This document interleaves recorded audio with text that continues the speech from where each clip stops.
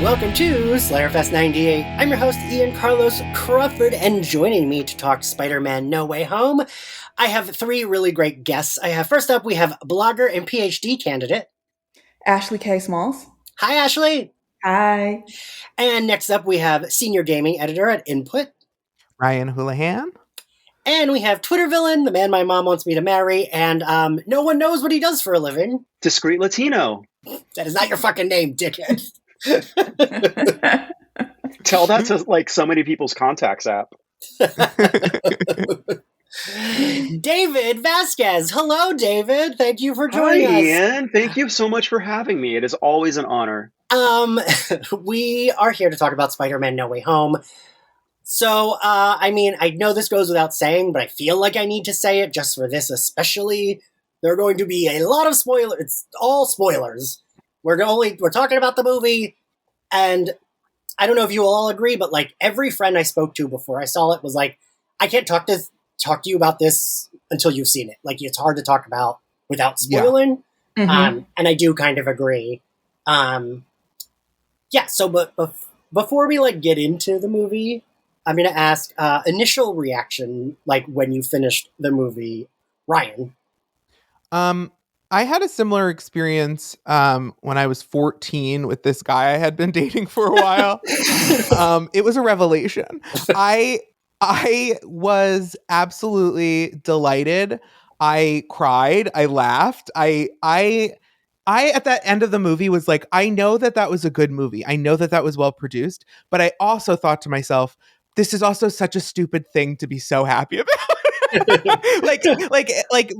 My great grandparents are not proud of me, but I had a wonderful time. Oh my God. I felt new emotions. No emotions I didn't know I had. Ashley.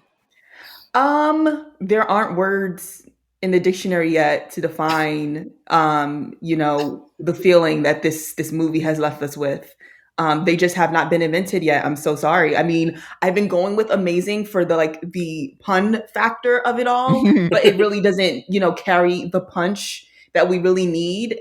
I'm a communications major. My friend was there, was like, Ashley, what did you think? I'm like, I'm lost for words. So, there we go. But it just left me with a sense of euphoria that was just I know I'm the big fangirl. If you follow me on Twitter, I know this is my entire personality to you. So it's well, of course she's just up here, gassing it up. But I don't know what you want me to say. I screamed, I cried. Yeah, listen, I was a real bitch about Eternals. So. Okay, same. Okay, I had plenty of things to comment on. But for real here, even with the nostalgia factor and things like that, I would sit here and say, it was very clear that they were just delivering on fan service, but they truly delivered on doing a good job of how they brought things together. And I think that is the most important part, more than what they actually did, as we get into it later in the show. Yeah. They literally, I felt them doing a victory lap, because I could feel halfway through the movie that if this makes sense, that the people making the movie were so excited to tell us stuff and show us things. And I was like, that's fun. That is a fun way to make a movie, where you're like, oh my God, we managed to through a very simple logic piece all of this together, people who know Peter Parker's identity. That's a clever way to work in basically everyone important and everyone contentious or whatever. And it worked. And it worked so well. And you could tell that they were so excited to tell us that. Or stuff like the Green Goblin bomb. They were so excited to roll that out to us. And you could tell that, I don't know, I felt like Willem Dafoe was excited to be there. I was just like, this rules. I love this. I love this dynamic between us and the people making it. Yeah. David, what was your initial reaction? To the entire movie? Yeah. Great. I think that this movie was probably the perfect example that I've seen so far of fan service done right. It's done well. It's done with both what the fans want to see in mind, but also what is good storytelling and what is good cinematography and direction in mind. And with, you throw enough Disney money at that, you make it happen. Throw Disney money at talent. I honestly think that the returning actors from other Spider-Man franchises, if that's the right term, or for other versions of Spider-Man, I think that they delivered their best performances in their roles in this film. You could tell that they've become better actors. It was like, I was like so happy and excited, and everyone was like it seemed very happy to be there. Yes. Like even especially when you look at Jamie Foxx's performance and how different it is from his performance in The Amazing. You can tell they got like, he had the opportunity to sit down and bring so much of that was his persona, but like as a villain, you know? And like that mattered, that it wasn't just simply, let's just bring in people. It was like, okay, how do we also maybe rectify some of the ways in which we weren't able to fully deliver on some of these characters in past movies? And like that mattered, and it came through. And you could, like, as you were saying, like you could tell everyone was having fun with these roles that maybe some of them got one shot at, maybe a few of them got a few shots at, but like now it's like, for some of them who may or may not choose to come back to the role, but if they choose not to, they can really say, you know, that exactly.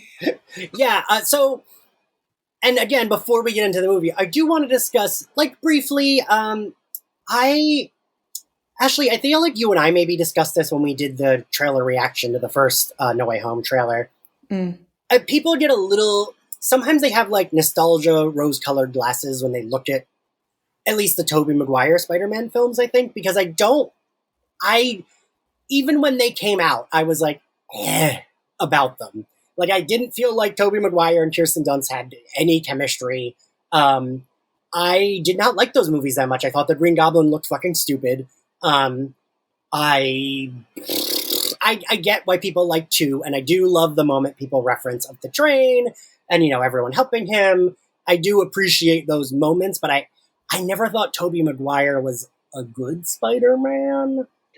That is why I give the award for most improved to Tobey Maguire. Yes. I loved Tobey Maguire. Yeah, I'm on the opposite end of the spectrum. I really loved those Tobey Maguire Spider-Man movies, but I, like Ian, I do have a few critiques of them, and I think for a lot of that, it's Tobey Maguire's acting some of the time was came across as kind of weak to me. Yeah. See, I have issues with Andrew Garfield as Spider-Man, even though I love Andrew Garfield and I kind of love him as Spider-Man. I have like conceptual issues with, like, I don't think Spider-Man's supposed to be this cool, or he's not supposed to be this smooth. But I forgive it because I don't care. I love Andrew Garfield, and I'm like, I don't care. Like, that's fine. And whereas with Tobey Maguire, to me, that is Spider-Man. Like, that's Spider-Man to me. That and the voice from the 90s cartoon are really, like, that just screams Spider-Man to me. I have to agree. I mean, we'll get into Andrew Garfield later in terms of my film. But you know, he's definitely the most charismatic Peter Parker, and I'm being specific in saying Peter Parker because it's sort of like he is supposed to be a bit different when that suit gets on. Yeah. But even without the suit, you know, I don't know if it's just because we're in this time where nerds, you know, can be like, have accepted that nerds are cool and things like that. And when Tobey Spider-Man came out, we were still in that kind of stage of like the Steve Urkel kind of nerds being the stereotype. Yeah, like he was definitely supposed to be nerdy, and like we were supposed to be like shocked when he turns around and he's like flexing or whatever in that first movie. Yeah. And but yeah, I love Tobey's Peter Parker. I will just say also, Tobey's character is supposed to be what? Is he supposed to be in high school? He is in his senior year, isn't he? Yeah. Because the first fight, that they should have started that off in college. I know eventually to get there, but like that was a grown ass man. They shouldn't have done that. He never looked like a high school student. He shouldn't have done that. But I think it's really just the awkwardness of Tobey. Like, he eventually comes into it a whole lot more. And it's also, I think what I loved about Tobey's is like that like depression in between. Like, even in this movie, he talks about, there was a moment I was like really down and out and things like that. And in the Spider-Man movies, when he ends up breaking up with MJ and like using Gwen Stacy to make her, like, Peter Parker makes those type of stupid ass decisions sometimes. He don't be thinking as much of a genius as he is. And Toby's character really delivered on that to me. Whereas Andrew Garfield, I don't care what glasses he wears. If Andrew Garfield told me, "Oh, I'm just really struggling with getting girls," I'm like, "No, why are you lying?" Yeah. Oh my God, no. Why are you lying? Don't fucking Who are lie you to my trying to fool? face. Don't lie to my face, Amy Pascal. Please. I guess I also like. I will say one thing that's very weird is that Thomas Hayden Church did no publicity for this movie. Like, did he? Good for him. Good for him. Right? Like, he after HBO's divorce, he deserved a victory lap, little like giant Marvel check, and to just go home. And he's right. Right? He was like, "I will do this. Do not make me do shit for this movie." Though. He was like, "You don't need me. You have Zendaya. You do not need me." And fair. But I appreciated that his character, because I was like, I thought Sandman ended up being good, and we kind of addressed that, right? Where he's like, "Peter, I gotta help you," and then he's like, "Wait, you're not the Peter I know. Never mind, I'm gonna be bad again." Like, it was just like, you know what? We're gonna breeze past it, and that's fine. That was the plot. Yeah, that's like one of the plot holes. Like I think we talked about just before starting, like about if I wanted to really truly get into like and nitpick about like the plot holes, like he didn't make sense. Like they started off making sense with him. It was like, what the hell's going on? How I get transported here? And I kind of got the distrust when he realizes it's a different Peter. But then towards the end with the fight scene when he's all like his entire persona is around his daughter. And so why would he be fighting against going home to be with his daughter? They don't really deliver on trying to explain that. Like, this man is trying to help you get home. Like, he should be helping him. But yeah.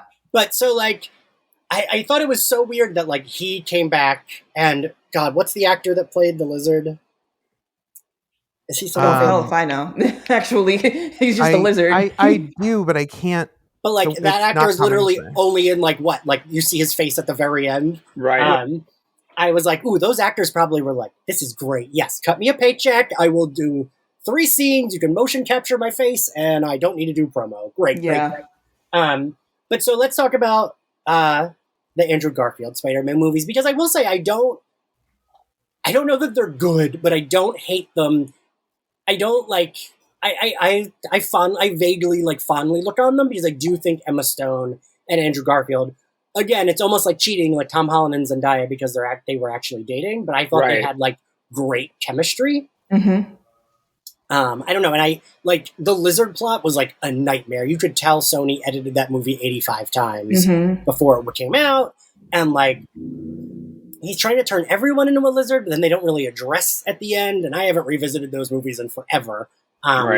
But I will say I do remember like crying when Gwen Stacy died. Like I thought, that was very traumatic. Very traumatic. I've read the comic books a million times, and still, when I heard the crack, I was like, "Why did you come here?" I just remember thinking, like, "Oh no, we're doing depressed Spider-Man again. Oh no, oh no." Yeah. Well, and like you said, I liked him when he was Spider-Man a lot more than when he was Peter Parker. I think he did the line delivery as Spider-Man really well.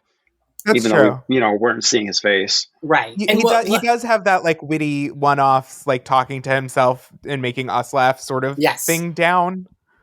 And the thing, Ashley, that you said, which is true, because I hated Jamie Foxx in that movie. Like, it was like everyone Jamie Foxx hated Jamie Foxx in that movie. He did. Yes, he did. So I was really glad that they didn't keep with like the like whatever shtick they had him doing. That was tough. It was. I think, it was...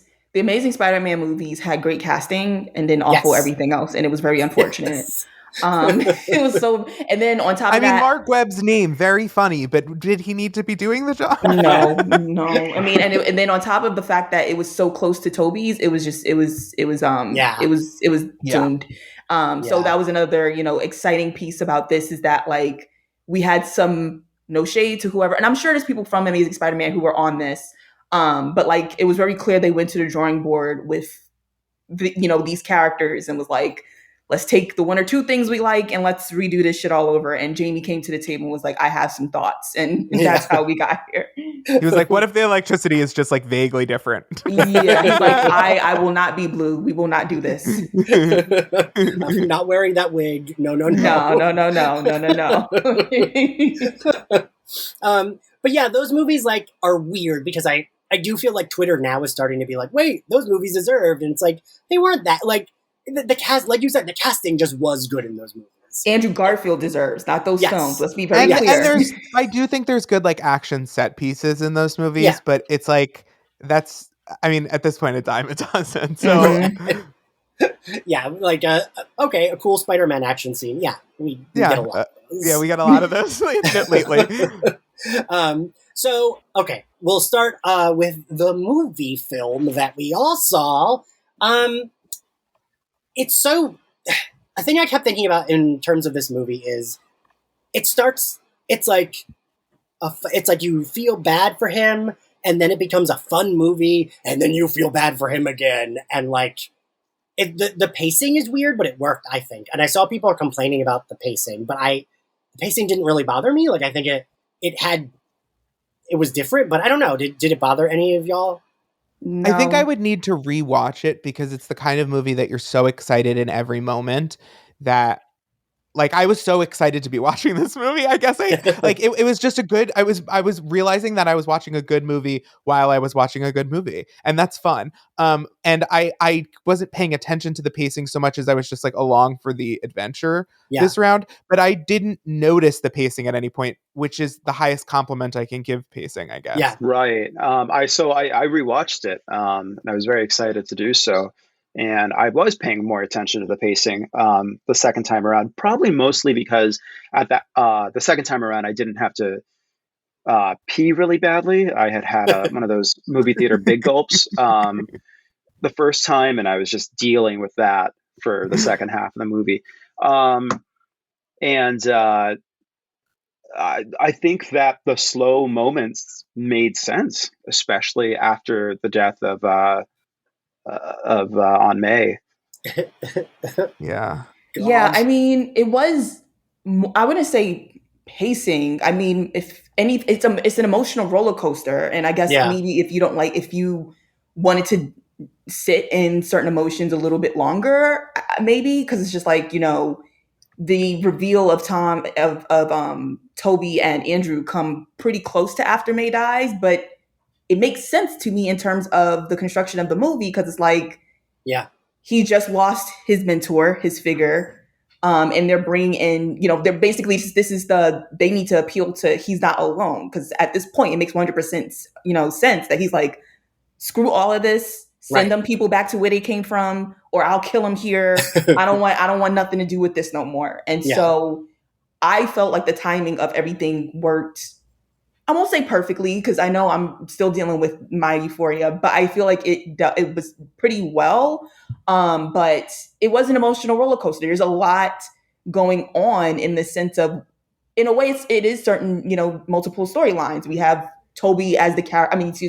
We have Tom Holland, Spider-Man, as the main character dealing with these things solely, but there's these other nuts and bolts happening on the side that are going to be brought in. And as the audience, we have to know about it all. So I guess that would be my comment, but I think they did it pretty well, because that could have easily been a mess and had us confused, and I wasn't confused at any point. Right? Yes. Like, Ryan, we recorded for Eternals, and there's so many comments on TikTok saying, have I ever watched a Marvel movie before? And like, no, I'm brand new to this. Right? Yeah. And like, that was a movie that had pacing issues to me. Yes. Oh my God. Yeah. I was sitting here thinking while you were talking, I was thinking to myself, like, oh, you know what's a movie that I super noticed the pacing? Eternals. That would have been a good way to explain the difference. I was sitting here thinking that. Because like, so fuck you. So go fuck yourself. Like, that is a movie where I'm like, yes, those pacing issues were very apparent as you were watching the movie. Yeah. But this, like, I don't know. I think you're right, Ashley. It's like a roller coaster, right? And either you're on board with it or you're not, because I don't know. I didn't. It was just like, so much shit happened. This is wild to say, because I love Charlie Cox's Daredevil. It is wild to say this, but like, by the end of the movie, I fucking forgot that we even got him. 100%. Right? I mean, that says something, that the confirmation of him being the MCU's Daredevil, that his appearance ended up being one of the smaller moments in this movie, is truly, that right there is a good reflection of how much was happening. I mean, also another good reflection is that I was also thinking, The pacing of this movie I felt was good because I felt like it was we were doing things in every moment, but you could have inserted another 30 minutes of them just hanging out, like Yes. the three Spider-Man have to do hijinks or like, you know, go to dinner or like, you know what I mean? Like if that had to happen, some kind of bank heist, I wouldn't have been opposed, you know. But I guess they did leave me wanting more, so that's their like if they had to kiss, that would have been okay. Oh well, you know, I mean, what if they got stuck alone together? I also have to point out, because this happens very early on in the movie, when him and MJ get back in his room and he's trying to take off a Spider-Man costume and Aunt May opens the door, Tom Holland has got some great titties. Like, Jesus Christ. You know what I did think though, and honestly, like everybody, I'm apologizing before I say it. I did think to myself, do you think Tom Holland's going to have to take testosterone for the rest of his life? No, I mean for real. Like it is insane, the Disney machine to give everyone the exact same body. It is insane. Like his body is morphing into the what's his face, Chris Evans. Pratt, like fucking transformed body, which is the Chris Evans body, yes, which is like everyone seems to have the same 1/4 scale. Yeah, exactly. And he turned around and I was just thinking to myself, like, how do they accomplish this? And why? He looked great, but also he looks great now. I mean, nobody's saying he doesn't. But it was just like, I was like, wow, this is important to Disney. Like, Disney needs to see these men just bulging. There is some fag high up who is like, yes, that's great. Keep going. But yeah, great titties. I mean, please step on me, mommy. I was like, holy shit, like, we've gone a long way from, like, him in his boxers to, like, him in his, like, tidy underwear that looks great with his, like, chest bulging out. Woof. Woof. Yeah. It has been a long pandemic. I had to keep reminding myself, I'm like, he's 25. Like, this is weird. And, like, that, and, like, I said this before recording, literally my only critique is none of these people look like they're supposed to actually still be in high school anymore, but, like, whatever, because that's every movie, right? Like, I think Tom Holland looks like a teenager with, like, pronounced fine lines. Like, he still has, like, oh yeah, totally. But that's and, just like, British people. That's just being British. No, 100%. It's just being British. I hate to tell you, but I'm like what 60% British. I hate to be the bearer of bad news. That's just the son. But he looks great. I don't think he looks elderly or something. He's just very slender and like British. All right, fair. I do have a question for everyone. You specifically, Ashley, because I feel like you paid close attention to this shit. So I couldn't remember when they like go into the room and he's like, I just want to talk to you about your relationship to like May and Happy. Aunt May does know already that he's Spider-Man, right? Yeah. Yes. Yeah, okay. Well, he's trying to hide the fact that the rest of the world just found out, and he's hoping that because May has been trying to break it to Happy that the relationship isn't working, she hasn't been paying attention to the fact that her nephew is now the number one, I guess in a sense, celebrity in the world. He's now made world-breaking news, and he's trying to tell her before the news van does, and instead there's a helicopter outside of their apartment, so that doesn't happen. But she does know. She's very much aware at the end of the post-credit scene of the first movie when he's like in his suit and she's standing in the door and she's like, what the fuck? And so, yes, the news has been broken to her. Okay, I hate it when the helicopters circling around break the news to your family before you have the chance to. I know, I was right? going to say, nobody in the world almost understands the feeling. I was sitting there thinking, is this realistic? Nobody in the world understands that feeling except for a very small handful of people. And I was sitting there thinking, like, Spider-Man and Monica Lewinsky, the exact same experience. In the world immediately moved down. No. I was sitting there thinking, it's such a rare thing to portray. It was interesting, and I kind of wish that we got more time in the world where everyone knows he's Spider-Man, and more like, we could explore that a little bit. But it was interesting to visit it, you know? Yeah, I mean, like you said earlier, Ryan, like, give me an extra half hour of literally any part of this movie and I would have been fine with that. Yeah. Because, I could have I would have loved more of this. I thought it was very weird that, like, it's like that happens and then we just move on, right? It's like we kind of keep moving. I kept thinking, like, God, is that like us, like me trying to be like, Mom, don't turn on the news, and then she opens the window and a helicopter flies by, say, with a banner that says like "Ian is a faggot" on it, and I'm like, damn it, I didn't tell you yet. But like, so Matt Murdock shows up in such a weird cameo, but I love that Hawkeye and this have now confirmed that our Netflix characters are canon. Well, at least these, they can keep Iron Fist. We don't, the rest bring them in, but I just want to reiterate, keep that man where he is. Do not bring him here. We bring in Jessica Jones. I'm a little iffy on Luke Cage, but if you want, because I just feel like Mahershala Ali carried that show, so like, if now that he is now Blade, I don't really care for it too much. But if you want to, fine. But you keep that Iron Fist man right where he is. You do not bring him in. You bring in a variant who knows how to fight and is willing to do more than 20 minutes of stunts. Okay. Does this mean that Alfred Woodard is now 2 characters in the MCU? It sure does. Exactly. Yeah. But there are a couple other actors. I can't think of any, but I know there are a couple that have played like 2 Karen characters. Gilliam. I mean, technically, Gemma Chan. Yeah. Wait, who else, Ashley? Gemma Chan. She's Gemma Chan. Yeah. She's Circe in fucking Marvel, the other Captain Marvel. Yeah, exactly. So technically, she's collecting her checks. Yeah. So like, sure, fine, whatever. So I did think it was weird that we like immediately addressed that he is Daredevil, because like when they throw the brick and he catches it real quick. My 2 coworkers that I see all the Marvel movies with, because a lot of people actually did like go like, whoa, when Matt Murdock showed up. And she was like, who's that? I was like, it's Daredevil. She was like, oh, okay. And I wondered how like viewers who don't, like, is it just like, oh, that's weird? You know what I mean? My husband said, I thought Ben Affleck was Daredevil. And I was like, it's okay. Not. Well, in Daredevil No Way Home, we'll get to see. Oh God! It would just be 2 of them, and then like some like a cartoon. Each other at the end. God. So I was like, oh, cool. We'll go back to him. But again, the movie was so fucking fantastic. It didn't matter that we never went back to him, and I didn't give a shit. It was just like a nice like. Great. Now I hope I see Jessica Jones. Is what it. It goes back to what I said about like fan service being done right, like not being too gratuitous.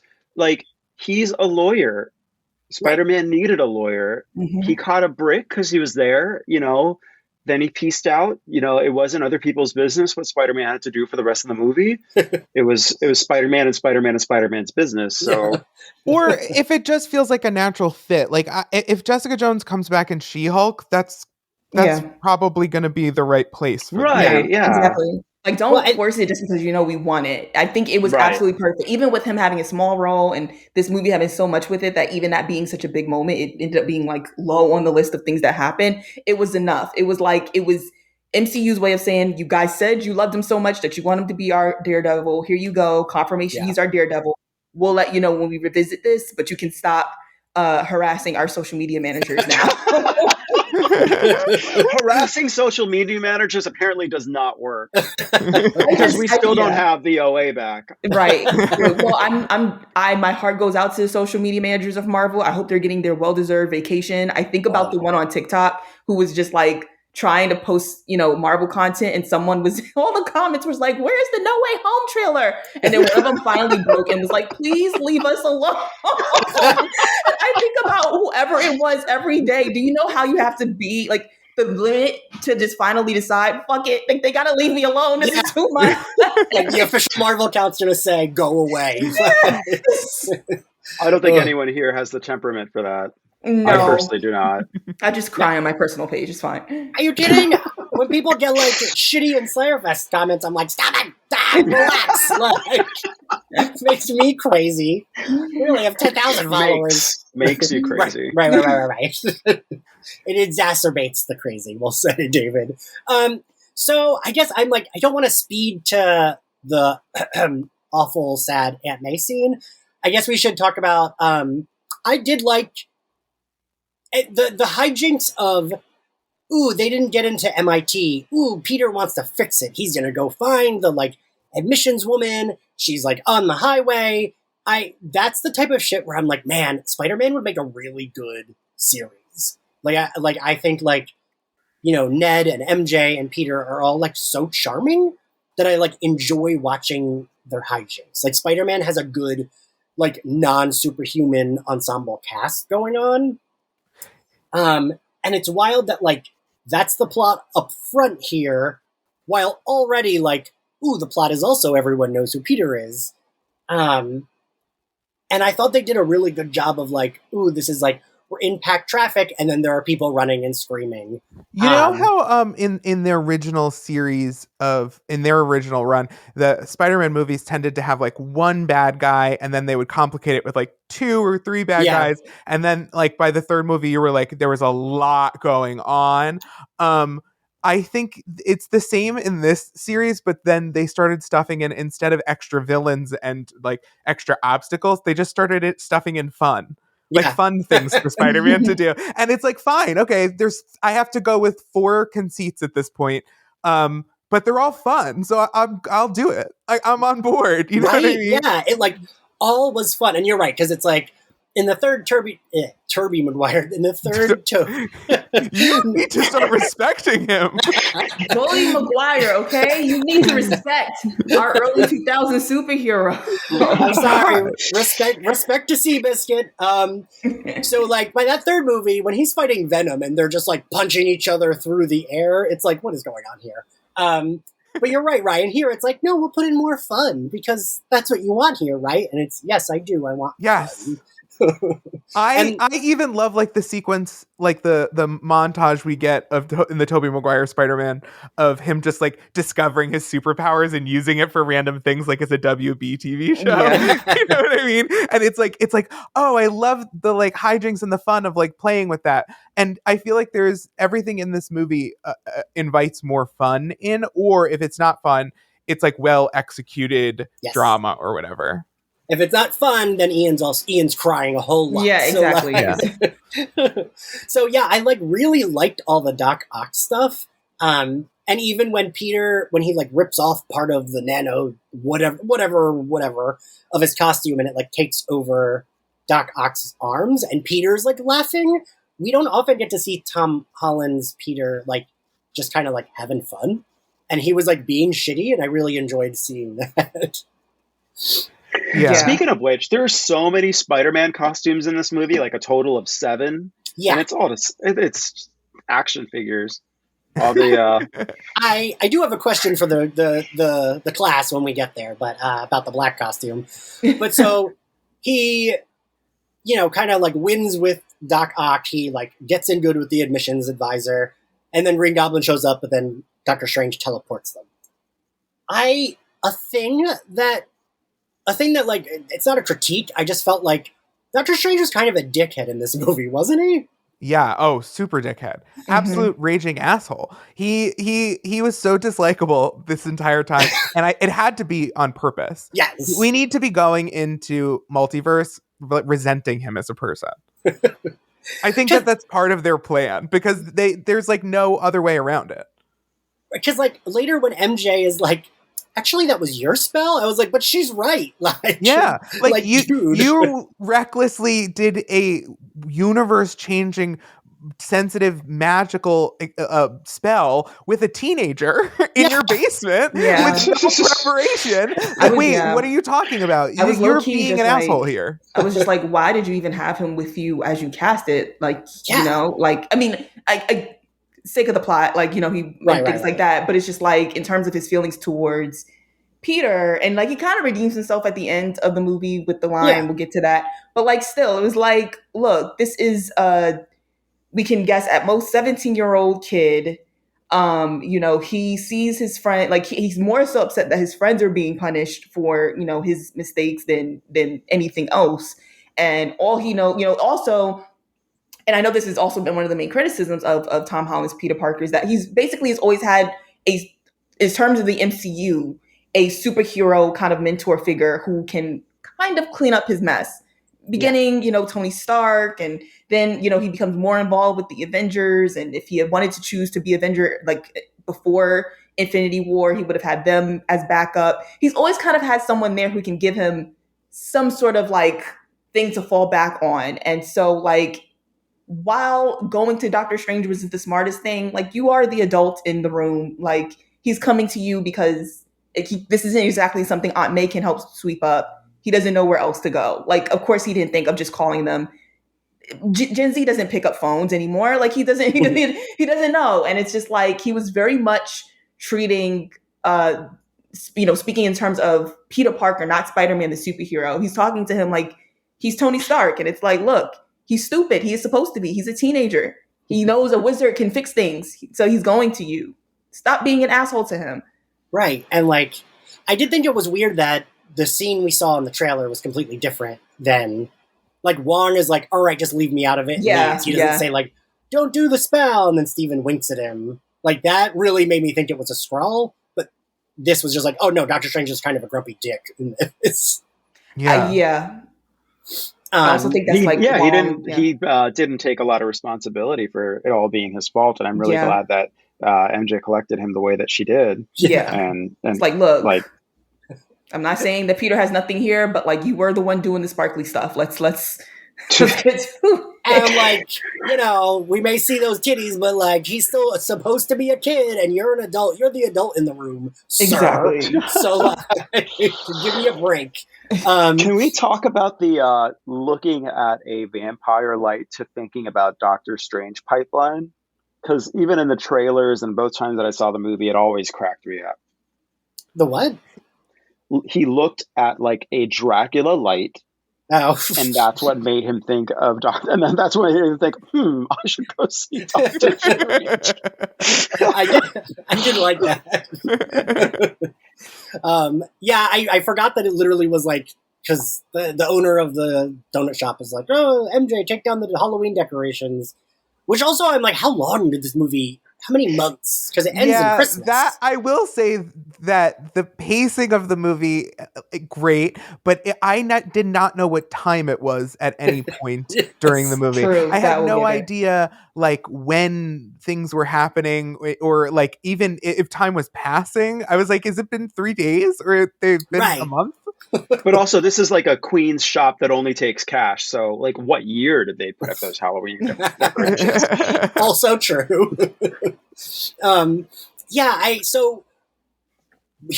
Doctor Strange pulls him back in. We get the, like, now you have to collect the villains. And I love that Doctor Strange is just like, yeah, I found that dinosaur. Like, he already collected the lizard.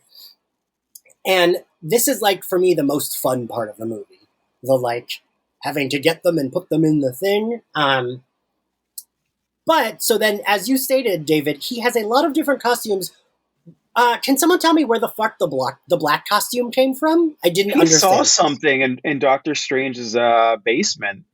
Yeah, I guess he made a costume out of it. It was, didn't he see black spray paint, and then he just...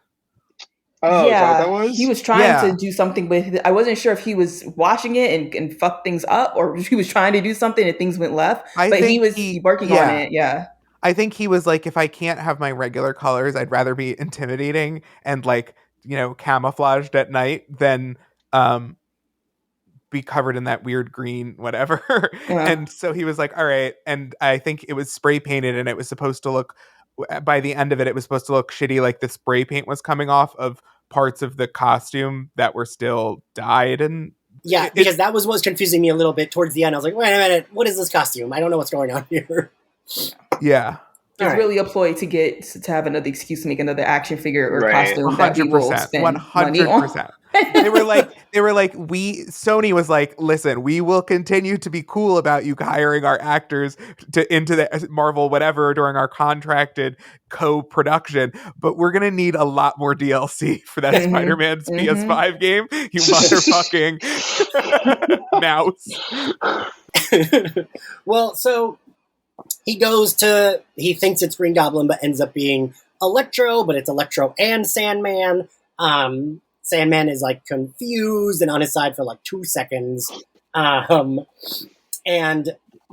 yeah, I don't know. I thought this fight scene was pretty cool. Like, everything looked really cool. Yeah.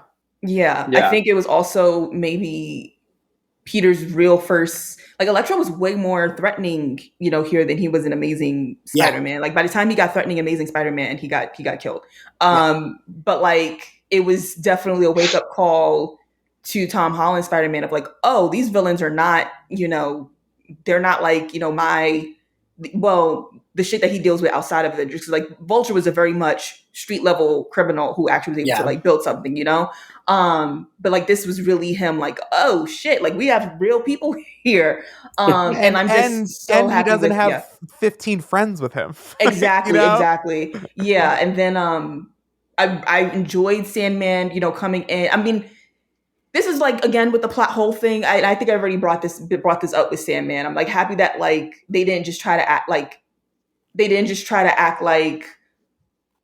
he just was evil and just erased like that end part. And it kind of did it with Doc Ock too, because Doc Ock in his movie as well, like, it's the thing is messing with him, but he's not evil. He's just like being contaminated with or something. I don't know. Right.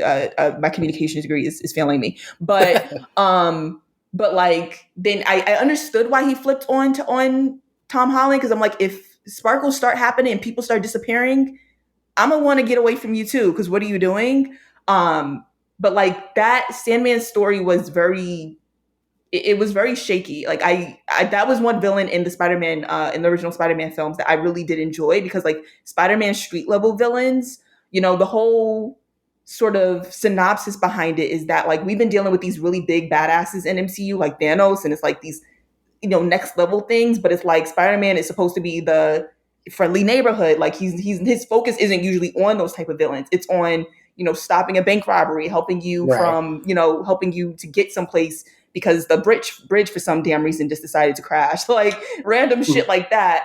And like most of his villains are people who usually are down and out and lost, and he actually will help them. So I don't know if they really delivered there, but on the other villains, like Electro was just Jamie Foxx with powers. That's what was going on. He's like, this is what Jamie Foxx would do if he could fucking have sparkles coming from his fingers. Well, so I did like the how he like had them attached to his chest via whatever the fuck that was, and they were kind of like freaking out, and he's like, "You're not helping," and they're like, "Go left, go right, go left, go right." They were just like the frantic friends. But so he gets them all. God, and then when do we take the turn? It's like he decides he doesn't want to send them back, right? Mm-hmm. And you kind of, I kind of was like, this is the one time I'm like, just listen to Doctor Strange. I feel like this is going to be way more work for you, Peter, and a disaster. Just like, he's a grump, but listen to him. Let him just send these people back. And instead he does the hero thing where he's like, no, I can fix them. And I did really like him bringing them to Happy's apartment, and like, I liked seeing all that. I don't know. What do you guys think? We don't get as much. We haven't gotten in Tom Holland's Spider-Man, Peter Parker the Genius, and that's just as equal as Peter Parker in his Spider-Man suit. And this movie really dived into that way more than the first two. Even when he's going at it with Doctor Strange, and he realizes, oh, this is geometry. I'm great at geometry, and he figures out how to get. Like that is Peter Parker. The person, if he was to lose his powers, like he is a genius. And we kind of got a little bit of it in Far From Home, especially when he starts building his suit. But like this really dived into it when he's not even focused on as like Spidey in a sense of I'm in this suit and I have to figure out how to get out of this like dangerous situation, but more so, really science oriented, even psychology a little bit, trying to figure out what's wrong with each person, what's going on. And so I really enjoyed it, even though I wasn't very much supporting it in the sense of like, Peter, these are bad people and this is not going to go well. There's just no way it will. Please don't be stupid. But, he follows his heart. God bless him. But, I really just enjoyed being able to see, like, I really appreciate, like, especially now that he doesn't like have the mentors. He's not hiding behind Tony Stark or anyone else. It's like, you are a scientist. As long as you got the tools in front of you, you can come up with really dope shit. And so I really enjoyed that scene of like, a reminder to anyone who's only been following MCU Spider-Man. Right. He doesn't need, another scientist to back up off of. He can really figure this shit out for himself. I also like that in a way it swerved with the traditional Spider-Man story, which is like it showed Peter being an optimist and proactive as opposed to like getting depressed and being like very passive. Like it's easy to take the character to a place of like cynicism because he's witty and depression because like his life on paper would suck. But to instead and this, I don't love that they had to use Aunt May's death to accomplish it, Right. but to incentivize him to equate staying true to himself with like being an optimist and like proactively trying to like better the world, like to be doing the work of like there's like a calling that he's following. I kind of like that and I want to explore that as opposed to I feel like we've seen Spider-Man do the like jaded, like everyone around me is gonna get hurt, I can't, my focus will never be on school, like I like I've seen it and like I get it, but let me see him trying to like I don't know, do something bigger anyway, if that makes sense. And that also brings up, I wanted to ask, I loved the way they did his spider sense in this, and they didn't really rely on it too much in the other ones, did they? Mm-hmm. No. Honestly, the last time I really remember seeing it is when he's on the bus, and this isn't even his film, this is Infinity War. Yeah. And his spidey senses tingle, and he stops one of Thanos' people from punching Stark. Like, that's the last, like, that was the one time I really remember being distinct. They used it really well in this movie. Yes, the scene where he's like, where we kind of see, we're like, wait a minute, did Norman Osborn just turn? And like, we learn he did. But we see like Peter like looking confused and the way they like stay on his face, but everything else is like a little bit out of focus. Like I thought that was like really cool and looked really cool. I don't know. I just really liked it. They did a good job. Like in Tobey Maguire's first Spider-Man, when he shortly after he gets his powers and he does the fight against Flash, like his version of Flash.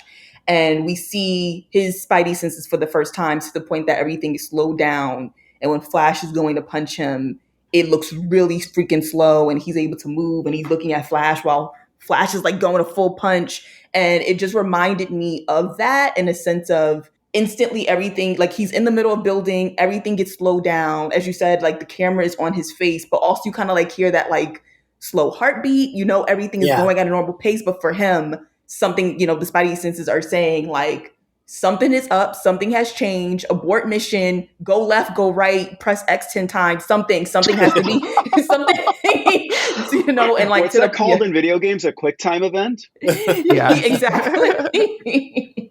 So it was great. Yeah. I really liked everything in that apartment. I also, granted, I now understand why, but I was like, shit, I'm glad they're giving Aunt May way more to do. Because did we all see that press conference, the like part of the tour where like Marissa Tomei, or she's just like giving nothing? Was it you, Ryan, that tweeted it that I like responded to?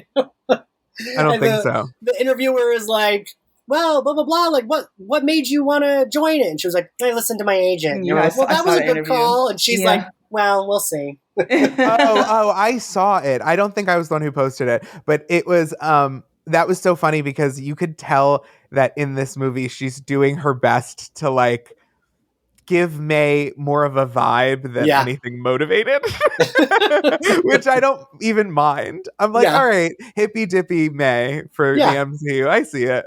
She's like his hot aunt who like, was like, all right, I'm trying to get rid of this guy. He's so nice. She's doing like a Nancy Botwin impersonation. Yes.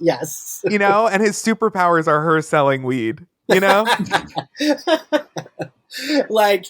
I was glad that she was like in the fray, and I will say though, I loved having her around for hijinks before if she's going to be gone. But the moment it's like when he takes that turn, and also was Norman Osborn so strong in those Tobey Maguire movies? Yeah, he was. He was pretty strong. Yeah, he is. There's a scene where he pushes Tobey Spider-Man so far he like bumps into a banister or something, and it literally falls over into somebody else. Like he be whipping the shit out of Yeah, was that guy okay? I hope so. Yeah, he like knocked that lamppost to the side. Exactly. When they were in that lobby and like Aunt May was there with that like mallet thing and he was like, May, just run. I was like, please just go, Aunt May. Like, I just wanted her to get out of that building. And like, once she stuck around, I was waiting for it. I don't know how you all felt, but I was like, once she stuck around and then once she got like, you know, bashed with his fucking glider and the way she was shaking, like, totally. I mean, granted, she's a fucking Oscar winner, right? So of course she can sell this, but she like really sold this scene. Yeah. And like, she was such a good, like, I mean, his aunt, but like his parental figure and like being like a parental figure who is proud of him. Like, whew, I cried so much the moment it bashed her. I started crying. So I was like, oh, she's dead. She's definitely gone. And then like she got up and I was like, please just like get out of that rubble because then I'll know you're alive. But like we're talking too much in this scene. And I feel like, and then she said the line. And I was like, oh no, no good comes from it. Yeah, that was it. That was really it. I mean, you know, you don't have to be a devout Spider-Man fan to know that when someone says, with great power comes great responsibility, that's it for you. That's it for you. You're done. Yeah. That was your last scene. It was great knowing you. I didn't even need to see you get hit. Honestly, they could have, you know, she could have been perfectly healthy in that scene. I would have known, well, at some point.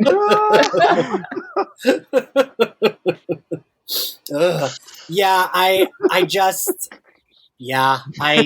I cried so much that the guy next to me, I almost apologized. There was a stranger sitting next to me. I had to apologize to the people next to me. I was... And Tom Holland, you know what? I didn't know that he would have that range, but he really did. Like I need to protect that bottom at all costs. I know. Like I want that twink protected. Like I felt so bad for him, right? It's like he lost Tony, now he's losing Aunt May, and like that's it. That's what he's got. That's it. And then he loses everyone. Yeah. And I mean, you know, I always knew he would have some great death because that's just kind of the Spider-Man story, is that is supposed to kind of in a way make you Spider-Man just as much as the powers. And when he lost Tony, I thought that was going to be his Uncle Ben moment, to be honest with you. Yes, like I thought this is, you know, we didn't get to see Uncle Ben in this version. So him losing Tony is the thing that's going to take him to the Spider-Man that we may be more familiar with. And they said, no, Sony said, that's the Avengers storyline. That's not what we got going on. And I was like, well, fuck me. That's not our business. That's your business. Tony didn't say the thing. He didn't say the thing. He didn't. He said Thanos killed him. That wasn't the Spider-Man way to die. You know how the Spider-Man way to die is. So when on May said the thing, you know, I pointed up at the screen at like Peter Griffin in that meme. Like she said the thing.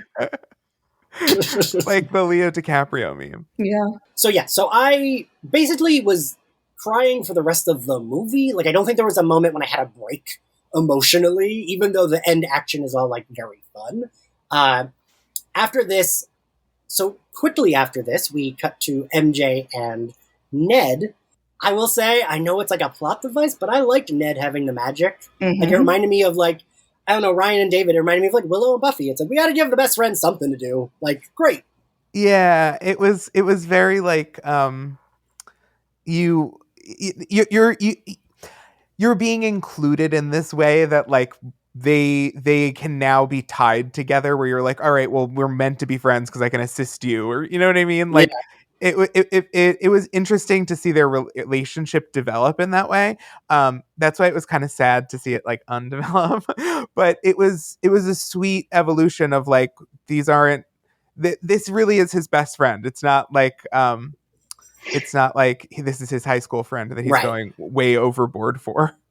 Yeah, it's like no, and I like that, and so I liked him being able to do the magic. Even though we were expecting it, I felt like so happy to see, like, seeing Andrew Garfield jump out of that. I was like, what the fuck?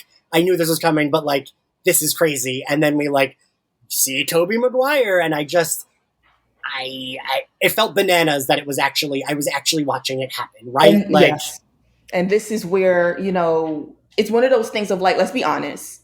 Most of us knew, okay, they're going to be in it. But when we say we don't want spoilers, how it happens and all of that is probably even more important than just like knowing they're going to be there. And it truly is a sense of, I mean, for those of us who have been here since the Tobey Maguire films, of that opening of the portal. I love the sort of allegory behind Ned says, I just wish we want to see Peter Parker, and like the symbolism behind, let's be honest, by generations, for many of us, we got a different first picture in our head of who Peter Parker may be at first, depending on when we've been following the Spider-Man films. If you're like me and you're a geriatric millennial, you're thinking Toby. If you came in a little later, you might be thinking Andrew. Even as much as we may love both of them, we do understand though right now that Tom Holland is the MCU Spider-Man. He's doing a phenomenal job, and I love that they represented that these three, they're still Peter. You may have your favorite, you may have your this, you may understand who currently is doing the main movies, but they are all Peter, and like that meant so much to me and how they brought them in. I need that to be, because this is the debate. This is like outside of the MCU, like this is something that comes up in the MCU Twitter, whatever your platform of choice, like every 3 to 4 months. Who's the better Spider-Man? Well, fuck off. We don't need to do it anymore. Whoever you like watching, that's who you like watching. He's Peter. The MCU has confirmed it. So let it go. He's got it all for you. Yeah, like Ryan, tell me how you felt when those boys popped up. I was just thinking, like, I mean, I was getting sentimental. I was like, this is like 20 years in the making for me. Mm-hmm. I remember seeing the first Spider-Man movie when I was like, I don't know, 10 or 11, and being like, just completely like taken away and like dazzled. And I was like, and now I feel the same way. And like, I'm sitting there feeling like so emotional and just thinking about the passage of time, and like also the fact that they're paying respect to like our personal like whatever version of a superhero growing up. And I thought it was like touching. And then another part of me was thinking like, man, the corporate synergy that this required. Just getting to leave his house. This is truly late stage capitalism stuff, and I'm loving and living, learning, laughing every day. David, how did you feel when they popped up? I kind of thought that was going to happen. But no, it was very satisfying. Though I think their introduction was very well done. With what was going on, with what Peter was dealing with, and their desperation to like be there for him.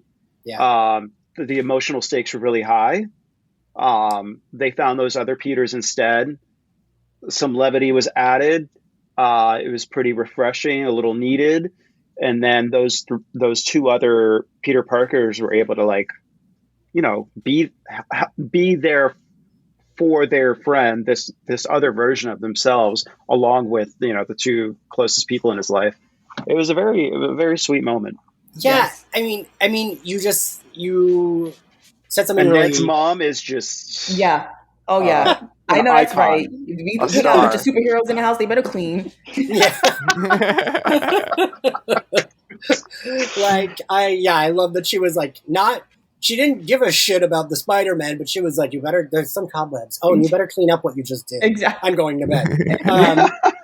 I feel like the crazy thing is how well it worked and how like much it made sense plot-wise, right? Like that at that moment, that's when we need those other Peters, right? Like it's like you said, Ryan, it's weird capitalism at work, but it like worked. God, like these actors that played Spider-Man like very long ago, I don't know. I can't imagine a world in which that I ever thought that would ever happen, right? Like watching any of their previous Spider-Man movies.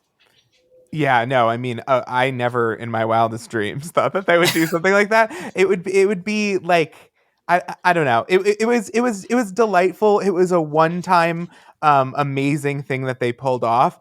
But I also want to point out and really call attention to the fact that it was a live action remake of Into the Spider-Verse, which had just won them an Oscar. But they did a good job. I'm not going to even hold it against them. They did an amazing job. If they had done a poor job, I would have lost my shit. Because you don't mess with the plot, you can't deliver. But they did a good job. Made, so I believe in it alone. Super Smash Brothers of Spider-Man. That really is accurate. And people had a lot to say about, like, within the span of 14 years, from 2002 to 2016, there were 3 different Spider-Men on screen, and their continuities were completely separate. And that's, like, a lot of head spitting, a lot of whiplash. And I think it got to the point that Marvel was like, we don't need a montage of him learning his powers because we've seen enough of it. Yeah, right. Exactly. But this is like the best thing that could have come out of all that. Yeah. And I think that they really did, man, when they find Peter on that roof. Okay, so I have to be a little grim for a moment. As someone who, like, has gone through, like, a couple of, like, bad moments of very bad loss in my life. I thought of my best friend Kim, who co-hosts all the Hawkeye episodes with me. When my roommate died and we found him dead, and, like, at his funeral, I, like, went off to cry by myself. She made sure to come over and, like, just, like, put her arms around me and say nothing. And that, the MJ and Ned doing that with Peter, that felt so, like, these are best friends. These really are best friends. And I thought, I was really glad that they, we didn't see them, like, talking through it. It was like they just hugged him because they loved him, right? Like, they didn't need to, like, talk about it. And the other Peters were there to help him not feel so alone in his grief.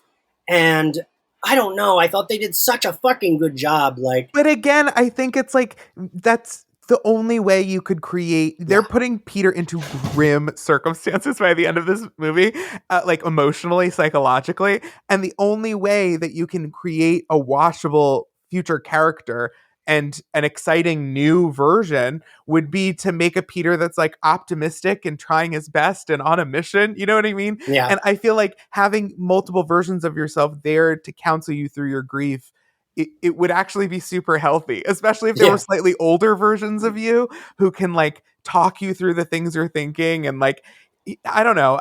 To me, it was just, I was like, oh, this is such a delightful premium, like, take on the character that I, like, really, I don't know. I was excited by, because we've seen a lot of Spider-Man, and even though we've seen a movie similar to this, we've never seen this. You know? I mean, it goes right back, of course, into the Spider-Verse thing, because literally after Miles loses his uncle is when, everyone shares, like, for me, for Gwen, it's her best friend Peter, and for everyone else, it's usually their Uncle Ben or some variation of him and things like that. And it's like, it was important, especially in this moment, because unfortunately, while he needs his time to grieve, there's still multiple villains out there, and they're about to cause a wreck. And he needs to know, you're not only are you not about to go, I mean, MJ and Ned are great, but, like, they can't do much for you here. So it's like, I'm pretty sure knowing, hey, you have these 2 figures here who they've gone through this in terms of the loss, but also, they're going to be able to help you, get through this really difficult shit right now. It was the perfect moment of bringing them in. And then even, like, Andrew Garfield's character is the one who brings up, he's like, I always wanted brothers. And I think in that moment as well, like, it did feel sort of like he was getting family, which I think he desperately needed, because he saw Tony's family gone, and now your actual biological family is gone. So it's like, even though they're in another multiverse, it's like, there are people out there who are doing exactly like, and he already lost his parents. Yeah. Like, he's, like, been through, like, if Batman is bitches and moans about his parents. He terrorizes an entire town from losing 2 people. Now, can you imagine? Can you imagine? And this little twink is so helpful and kind and optimistic. I'm telling you, I love it. And, like, I really enjoyed all of the, like, great, they're doing the science in the lab, and they're just like, Loved it. I loved the science hijinks. I loved I loved that Andrew Garfield's Spider-Man put on a lab coat because his Spider-Man did wear a lab coat. Yes, very much. I love that, and it goes back to like the whole like we're finally seeing him as the genius thing, and we did get to see Toby and Andrew's characters as geniuses way more than we got to with Tom's. And it was really like I was happy that basically we were getting these like the science scene felt very much all the Peters together, and then the fight scene, of course, is all the Spider-Men together. So like I was really, and I'm going to be honest, this is again, like, this is why, like, even though we knew going in, the spoilers were important. Cause like, if you had told me to guess how they were going to be brought in, I would have been like, oh, Tom Holland Spider-Man is going to be getting the shit beat out of him. And I don't know where, two other Spider-Men are going to pop up. I definitely thought they were going to give us like 10 minutes max, especially fucking around with Tobey Maguire, because he does not like leaving his house, which fair, but like, he really, I was like, I know he told them I will be here for an hour and you better figure something out because I'm never coming back. So I was just like really happy they actually gave us like a good, at least like 40 minutes of them both being superheroes, as well as like the nerdy geniuses that we know them for when they're not in the suit too.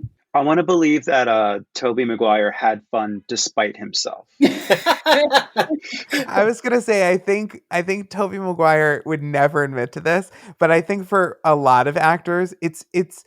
I don't think DC could organize this for Batman, but I think for a lot of actors, being part of the official Disney branded Marvel universe, if you're already tied to superhero stuff and it's not like stigmatized for you, because I do think there's a kind of like prestige actor for whom that's true.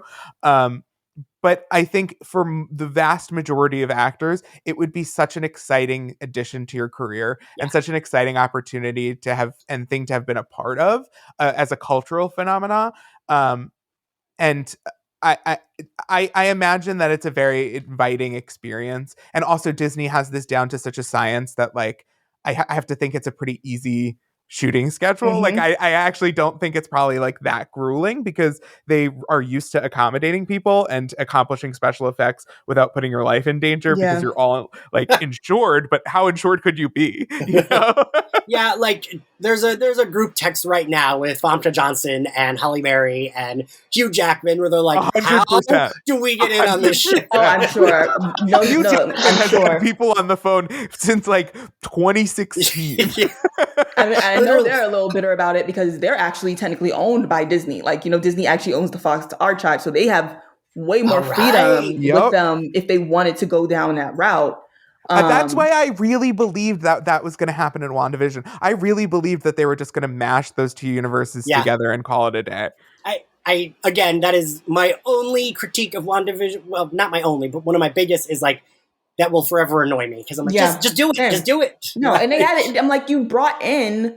Yeah. You fucking brought him in. I don't understand this. And I'm like, even when we knew Agatha was the I just knew she was gonna be like, oh, I just plucked him from another universe, and that would have been enough.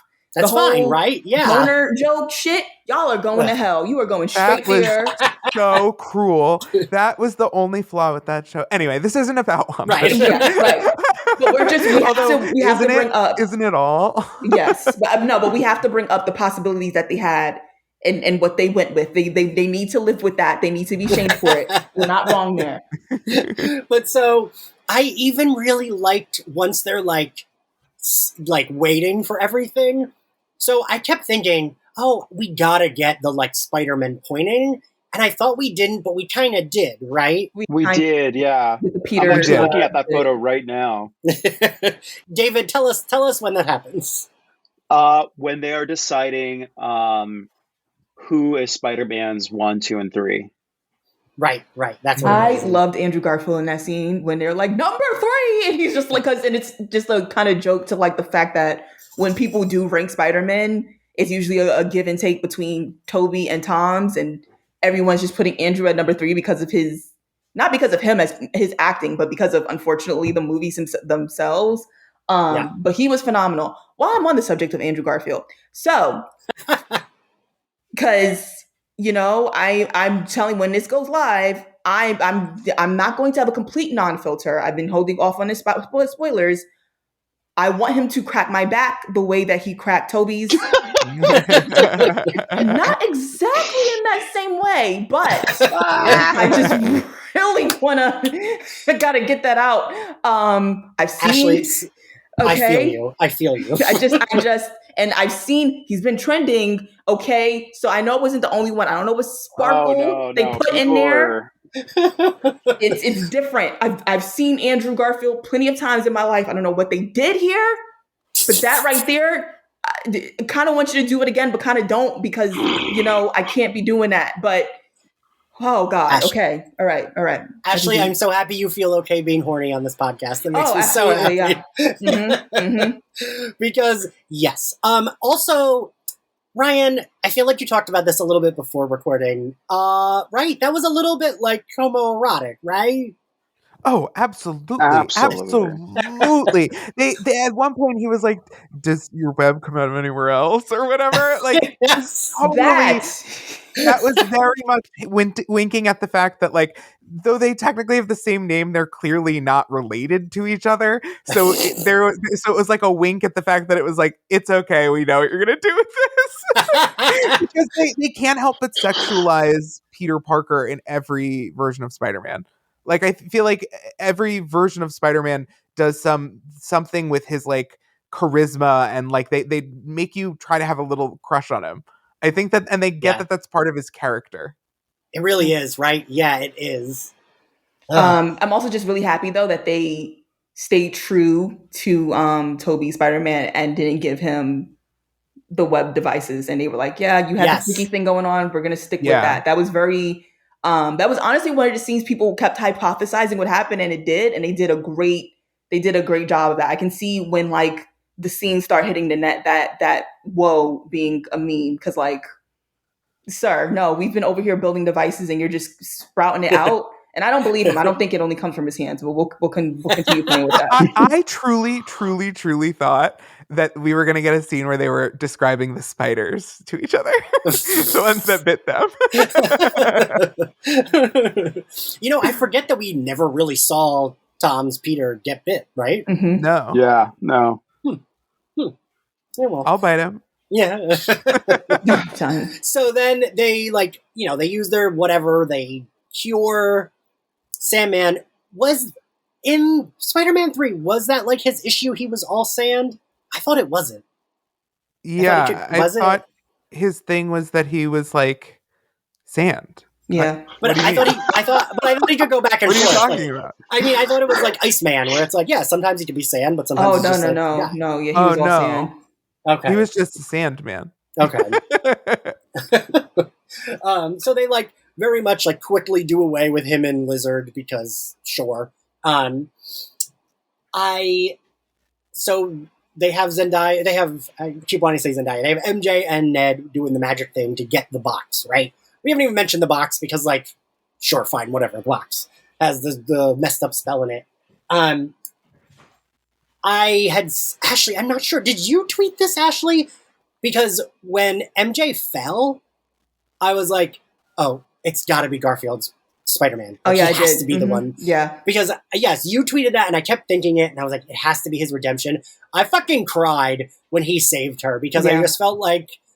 And he sold that scene when he's like, are you okay? And I love her that she's like, are you okay? Because he's crying. And I'm like, no, he's not okay. Okay, he's not. Please give him a hug. Like, please, right. he needs therapy. But yeah, I mean that Gwen Stacy death is still. I still think it was. I'm sorry, but for a split second, I was like, what if he made the same mistakes? God, Ryan! No, they would not do that to Zendaya. You don't want to deal with Z-stands. I'm sorry. All right, I know Emma Stone may have some people out there. No. I thought that maybe they would do that, and it would be like a fake out, like his flash of anxiety or whatever, like that we would see it play out in some way. And I was like, no, and I was wincing. But we didn't get that. It was perfectly fine. Yes. It's wild to think they even sold that emotional beat for me. For me, totally. I felt the way you did, Ashley. I was like, oh, MJ, just please get out of his arms and just give him a nice hug. He needs a hug.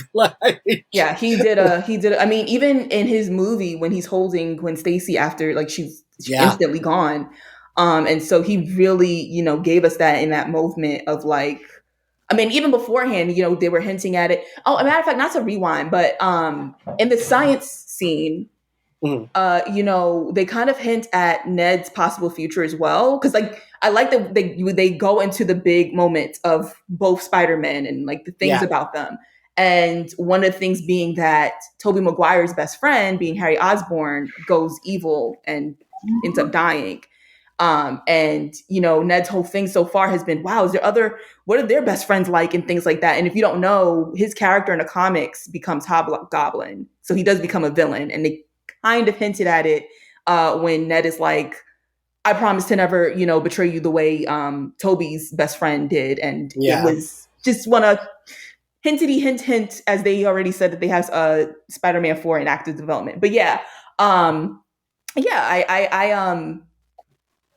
I think that they did a really good job in intertwining Toby and Andrew's story in, while still making it very much still about Tom's, and that being, the driving factor that has Andrew Garfield immediately jumping off the banister, like, I will not see this happen again in my lifetime. Absolutely not.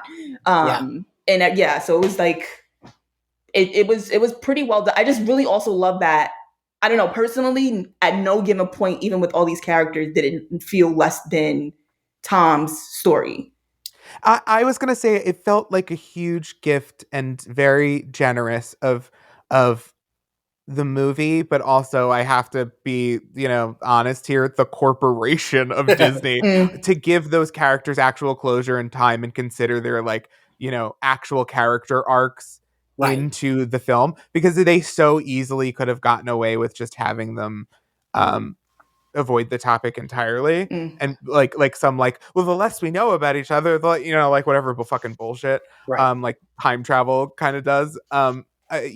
Like they could have very easily just had them there, and it would have made for a much easier shooting schedule, I'm sure.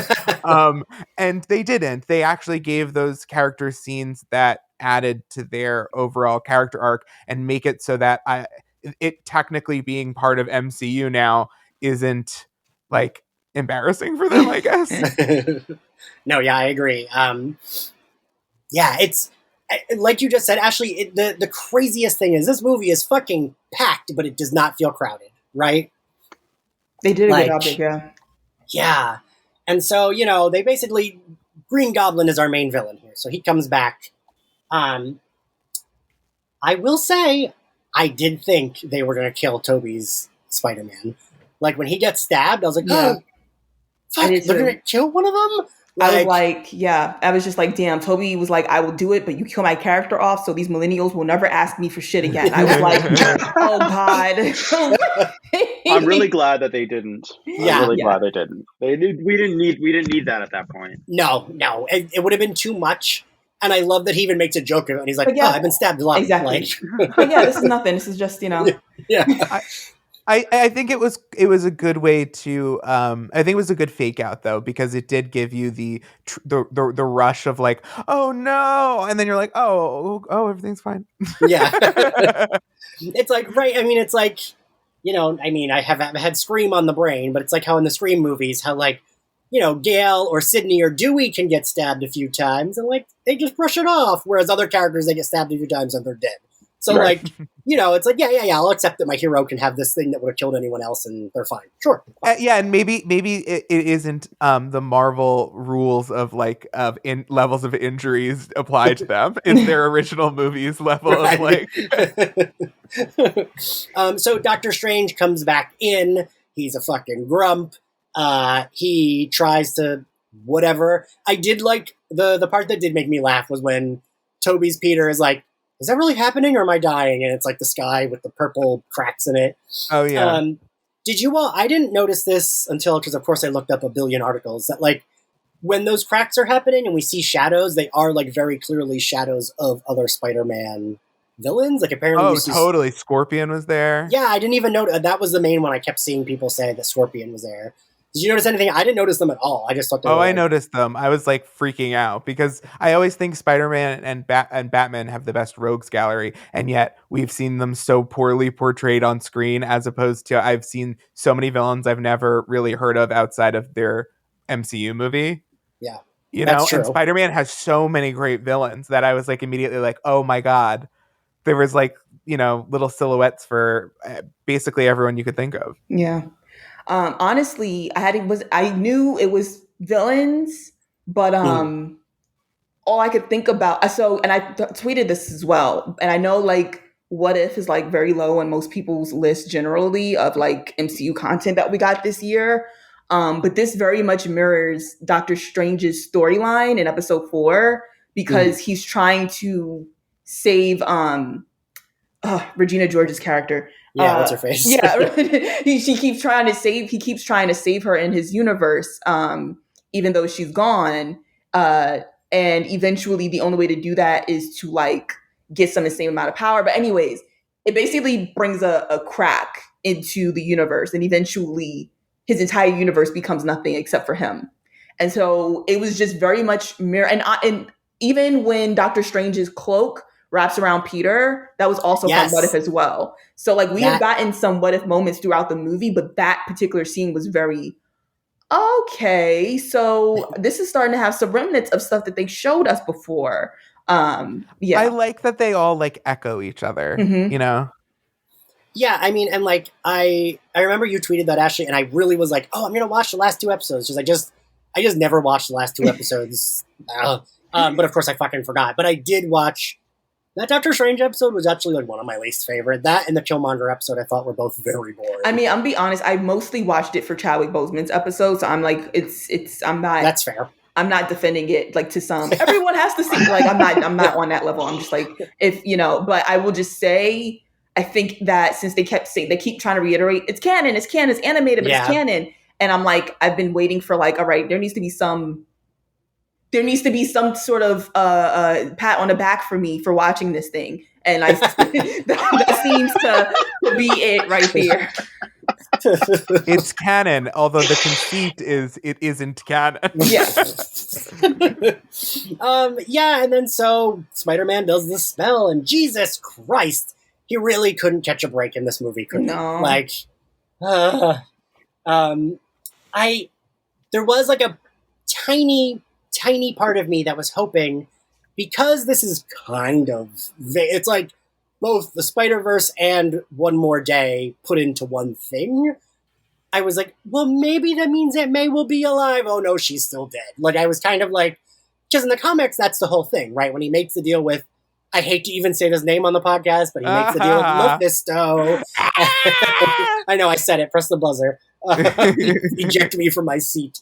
But like, he makes the deal, and then like she comes back to life because everyone forgets. And I was like, there was a tiny part of me that was like, okay, well, at least can it be like, oh, Aunt May's back? No, okay. Like, this wasn't like this spell wasn't like a undoing. This spell was like we're casting a spell on the world so people forget, right? More kind of thing. Yeah, I think it's a little bit like it's more storytelling convenient for them to edit the established canon or whatever of the character and the larger, like they changed Wanda a lot too, but it is convenient for their purposes. And I don't mind it. Yeah.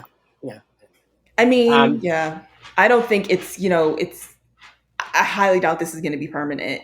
But to me, it sort of felt like there have been a lot of complaints about this MCU Spider-Man in that he has been so engulfed, particularly with the other stories in the MCU. And seems like their opportunity to give the Peter Parker that we're more familiar with. He's never really been in terms of the movies, he was never really tied to like the Avengers. I mean, there's even a scene where when he brings up, oh, I was in a team, I was in the Avengers, and Toby and Andrew look at him like, who the fuck is that? And I love when he's like, you were in a band. And so, it looks like this is really going to be their opportunity to give us broke Peter, who most likely ends up going to Empire State, and I wouldn't be surprised if he ends up working at the Daily Bugle and profits off of taking pictures of him. I mean, I don't want to go down a route of like they're just going to reiterate some. I'm sure they'll do some pretty different things, but like, can I say something? Yeah, absolutely. Go. So fucked up. That's like gonna fuck everything up. That I shouldn't say it. Oh no, I'm scared. How long until we get ultimate Marvel, like the ultimate Marvel Cinematic Universe, which is that they do it again. I feel like they pull a lot from Ultimate though. They do pull a lot from Ultimate. You know, I'm just joking about, but how many universes there are at this point? Okay, David, what did you feel about how Peter ended things? I mean, I just it was kind of disappointing that he didn't say anything to MJ, but it's also like I get it. I get that you don't know what to say to this person you love that no longer knows who you are. But also like I'm a little confused with what's going on with Spider-Man, because I thought this was going to be Tom Holland's last like venture out into the MCU. I think this was left. I think it was supposed to be left open for negotiating purposes. Yeah. Okay. And I think they're giving heavy motivation to the fans to be like, "Come back, Tom." Right. Yeah. Like leaving the door open is a good option for everybody. You know what I mean? It is. I also think, because there've been talks about like Sony doing its own kind of universe, just mostly based, focused on Spider-Man. I don't want to see. I mean, let me not say I don't want to see that. I'm cool with it. I just don't want a future where he's not also in the future MCU films as well. But knock on wood, this also just allows so that if negotiations do not go their way, Sony could theoretically do that now because no one remembers him, but knock on wood, we don't want that. But it's just very also clear that like, as Spider-Man's story doesn't seem like it's about to end, I do think negotiations between Disney and Sony is going to be really fucking interesting. I guess I just wish, like, I didn't think it was bad. I just really wanted him to get a break. Like, I really wanted him to have something nice at the end. I felt like this kind of I don't know. I maybe it's the way that they portrayed it, and I was so in love with the movie at that point that I let them put one over on me. But I felt like they gave us a sense of it. It's not everything. But it's more than I was getting when I lost Aunt May and thought that I was going to lose everything else. And at least I can try to make this work. Like I'm going to, I'm doing this to be selfless. We help people. Like that's what she taught me or whatever. Like there was like a fresh, I don't know, again, like an optimism. And I think that we have seen him die. You know what I mean? Like we watched him die already. We've done that. It's better to, even if we don't ever see him again, it's better to watch him do the right thing and think that he's probably out there being a friendly neighborhood Spider-Man than it is to, make us go through more spider grief, which is like its own genre of fucking plotline at this point. Spider grief. Okay, so we are at the end. I have a question. Who here has seen Venom and Venom 2? I have. Oh, you all have? Great. I have not seen any of the Venoms. Talk about homoerotic. I did. Wait, so I did see, just because, like, Ashley, I feel like your Instagram Explorer is probably like this too. My Instagram Explorer is full of spoilers. And always is. Yeah. And, like, the Venom 2 post-credit scene had been spoiled for me. Like, the weekend the movie came out, it was in an auto-playing video in my, like, Explore page. Damn. And so, like, that end credit is him in a hotel room seeing Spider-Man on TV and licking the TV. So I don't understand how in this post-credit scene he was transported to this universe. Like, I thought that was them telling us Venom existed in the MCU. Was it not? No, so basically when him and Eddie Brock, I was going to just say Tom Hardy, but when they're basically talking about, symbiotes, we have a hive mind, that we are aware of these other multiverses out there and things like that. And Venom says, "Do you want me to show you?" And in the minute, and literally as he's about to show Eddie, there's like this sort of like transformation thing that happens, and he ends up someplace else. And that's when he looks at the TV, and he realizes that there's something familiar about him. And so now with No Way Home, putting two and two together, I think what it is that Spider-Man is familiar to him because of the symbiote that was in Tobey Maguire's Spider-Man. Okay. So they're aware that Peter Parker is Spider-Man, though it may not have been Tom Holland's, but they get transported to when Strange does the spell because there is a symbiote out there who is very much aware of Peter Parker's identity. Thank you for explaining that to me because I did not.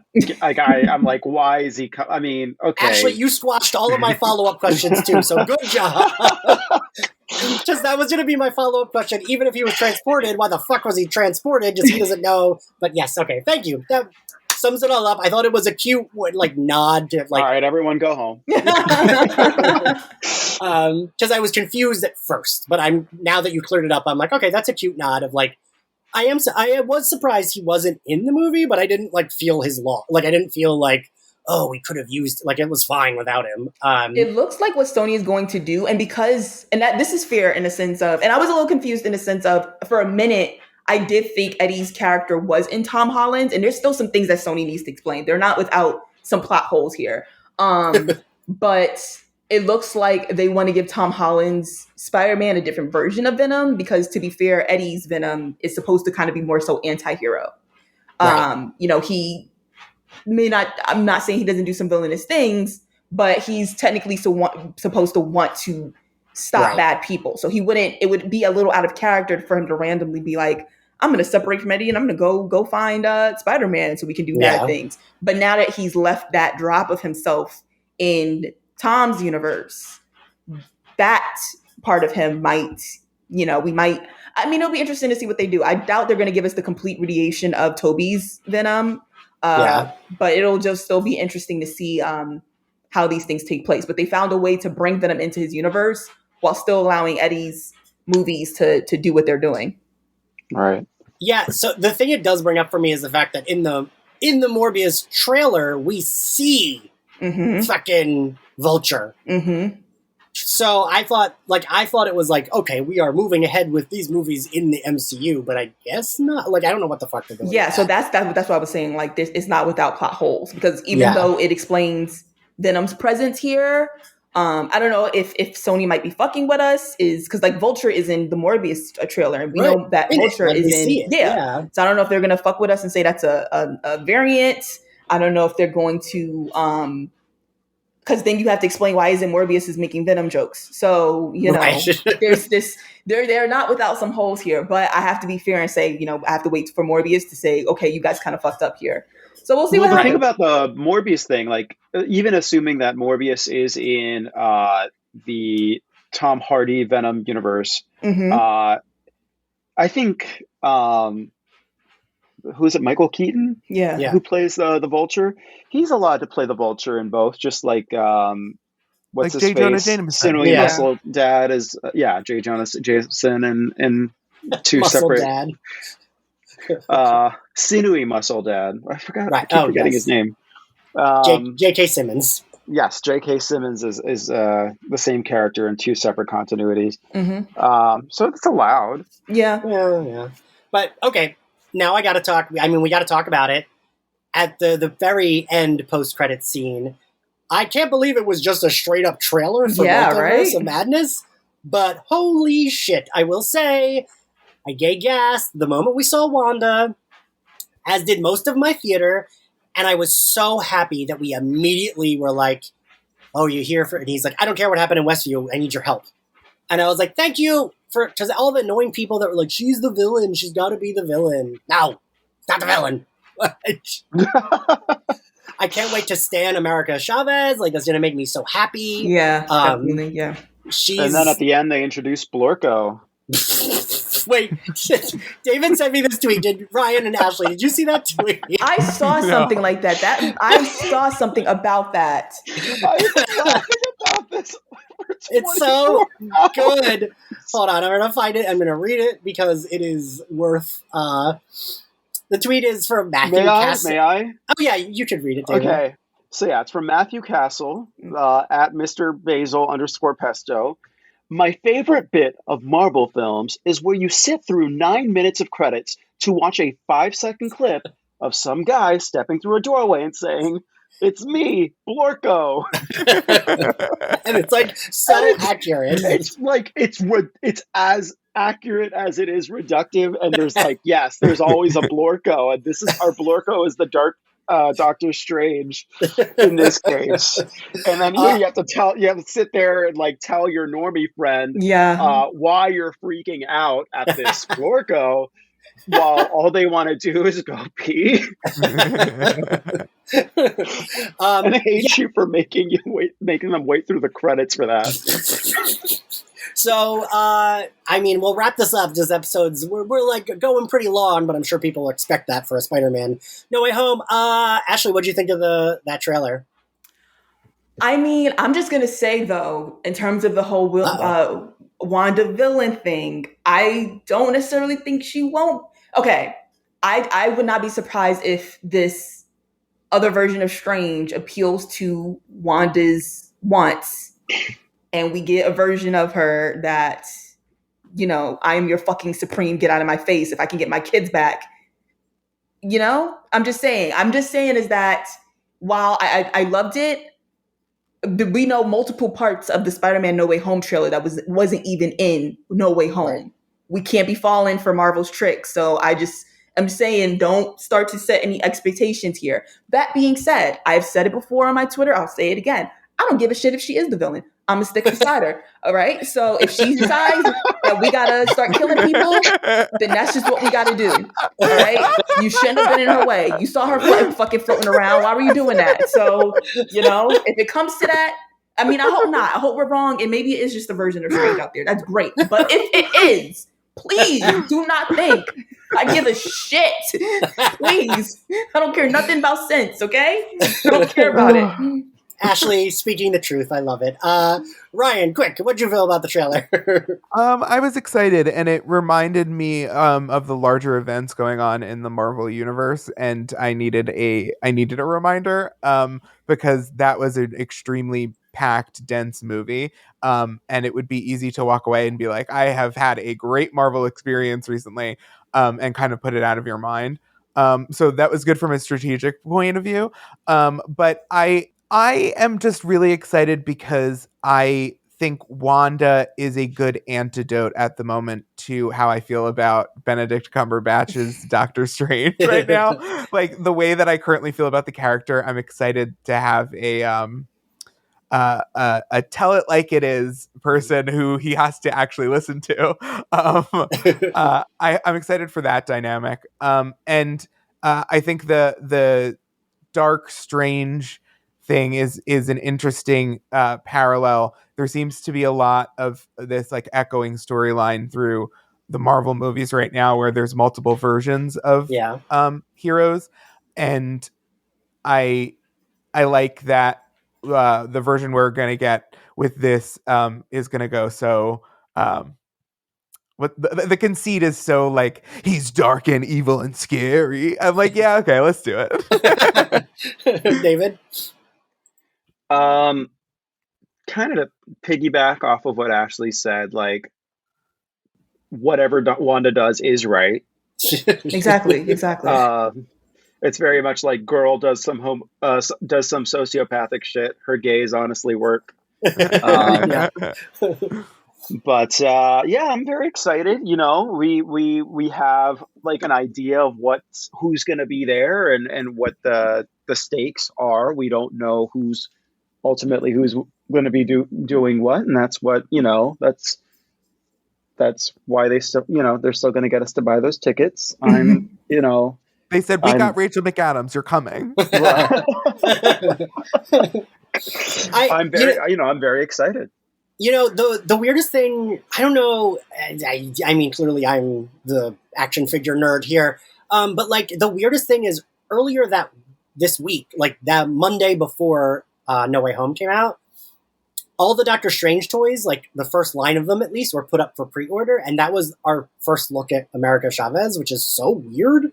Because like sometimes that'll happen with like the Legos, but that's different. Like the 6-inch figures are like pretty accurate to the way they look in the movies. Like they do digital scans of the faces. And I remember thinking, this is so weird that we're like seeing Doctor Strange's new costume and America Chavez, like the character, and like what Baron Mordo looks like in this movie in these action figures first before we see a trailer. And then we got a fucking trailer. So it was like, all right, that makes sense. They probably were like, whatever, push the toys out. Because I really kept thinking, like, we have to have a multiverse trailer if we're getting the toys already. And then we did. So, yeah. All right. Favorite scene from Spider-Man No Way Home? Ryan. Oh, I knew you were going to say me first. Give me a second. Favorite scene. Oh, I guess I would say I really enjoyed the banter between the three Spider-Men when they were on the tower and they were sort of getting to know each other and in a more informal level. I love the comparisons to each other and the in jokes. I just thought it was delightful, and that's the magic of the movie to me. And I felt like it was that was the peak of the fun of the concept. So I would watch that. Oh, I would watch that, and I would watch the unaired extra takes. Ashley.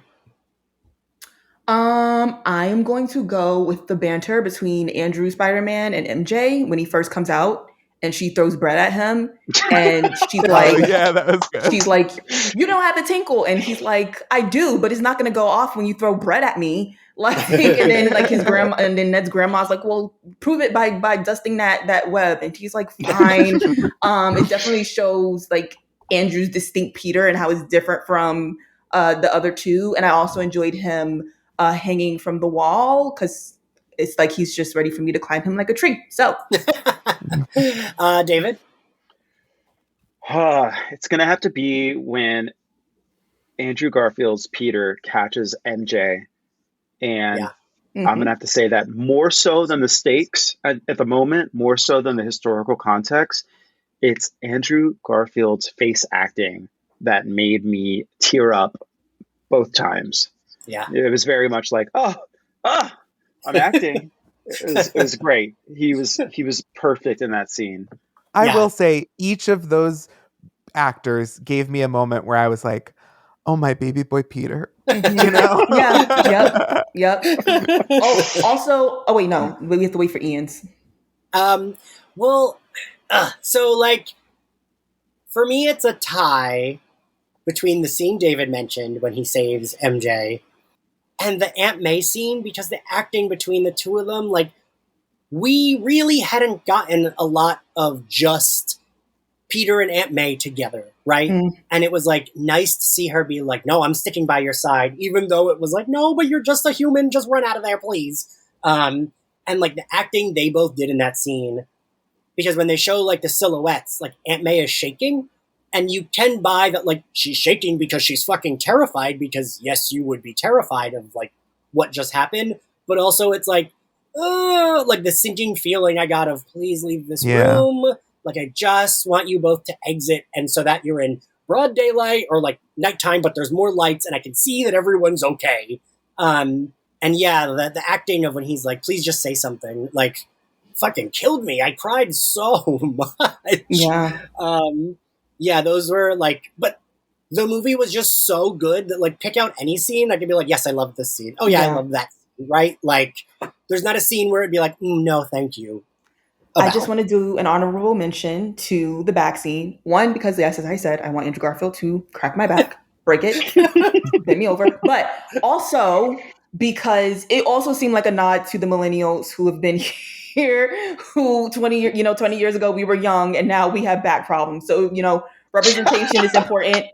And my two older Spider-Man saying that their back aches too was it's when I'm talking to my friend who's like 45 or 46, and it's like it's that moment where you're like, oh, the knees, yeah, it's just gonna get worse. You know what I mean? Exactly. You just know. Yeah, you know really something that nobody around understands. And it's like because Tom Holland is like the younger one, so it's like he's just whipping around, and the two of them are like, "Look, all right, we'll get there when we get there. We'll see you, okay? Calm down." All right, well, thank you to the three of you for joining me for this, because I really was excited to have the three of you on to fucking nerd out about Spider-Man, because I knew we would all be on the same page about this movie. I know normally people have something to like Like usually I feel like there's like some critique, but yeah, I guess there's not really for this. My big critique, and I think somebody already said this, was like Sandman's rationale for like leaving in the middle, like and not partnering with Spider-Man didn't make any sense, or none was given. But like, right? Yeah, I mean, Overall. I can dissect it, but I mean, overall, look, I'm gonna fangirl over it. It does have some plot holes. Like, that's such a small, it's a small complaint, right? Yeah. I will say, I wish that there was 6 villains in the all we got was a fucking tree. And I was such like, a missed opportunity. Yeah, I really wanted a Sinister. You're so close. It is weird that we didn't. Like, I really was like, there were 6 there. Like, just do it. But anyway, thank you all for joining. Thank you all for joining me. I always say us, but it was, and if you like Slayerfest 98, you can find us on Apple Podcasts, Spotify, YouTube, and anywhere else you get your podcasts. You can support us on Patreon, which is very much appreciated, where you can get access to all of our Watch Club episodes, where basically anything I've watched, I'll do a Patreon episode on it, and all of our Harley Quinn episodes, which we're finishing out season 1 this month, and our My Nudie Judy sex talk videos I do with Zachary Patton Garcia. And if you want to follow us on social media, we are at SlayerFestX98. I am at Ian X Carlos on all social media platforms. Ashley, where can everyone find you? Ashley K. Smalls on all social platforms. And you can also visit my blog, Brooklyn Blurred, where I will be posting my review of Spider-Man, as well as probably a thirst article on Andrew Garfield. I'm so sorry. Thanks for reaching out on the internet. Good for you. You deserve. Ryan, where can everyone find you? They should read inputmag.com, especially the video game section. Someone really cool edits it. And also they can follow me on Twitter and Instagram at Ryan Houlihan. And Dave, everything else, just go to my Google results. And David, where can everyone find you? I am Discreet Latino on all of the things, and that is CREET, not ETE. And all right, find me. All right, great. We'll see you all next time. Bye. Bye.